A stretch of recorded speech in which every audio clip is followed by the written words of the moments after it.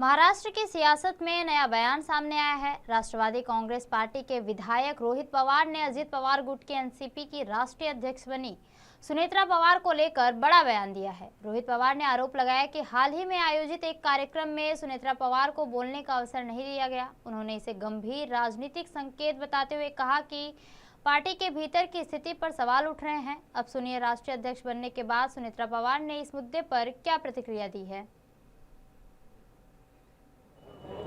आज राष्ट्रवादी काँग्रेस पक्षाचे राष्ट्रीय अधिवेशन संपन्न झालं। आदरणीय दादांच्या आकस्मिक जाण्यानं ती पोकळी निर्माण झाली होती, म्हणून पक्षातल्या सर्वच कार्यकर्त्यांनी, नेत्यांनी आणि पक्षाच्या सर्वच पदाधिकाऱ्यांनी मला हे अध्यक्षपद स्वीकारावं अशी विनंती केली। आदरणीय दादांनी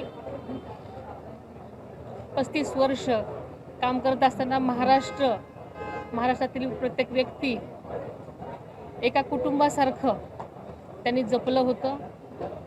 त्यांची स्वप्न अशीच अर्धवट सोडून ते अचानक आपल्यातून निघून गेले आणि सगळ्यांची एकच इच्छा होती की दादांच्या जागी आपण जर आलात तर आपण सगळे मिळून सगळ्यांच्या साथीनं दादांची ही स्वप्न पूर्ण करू।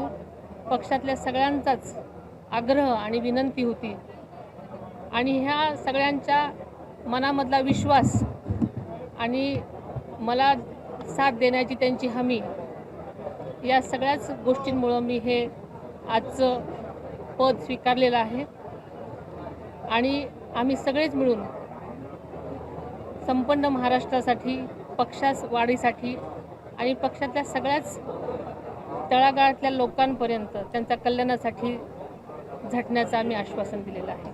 धन्यवाद।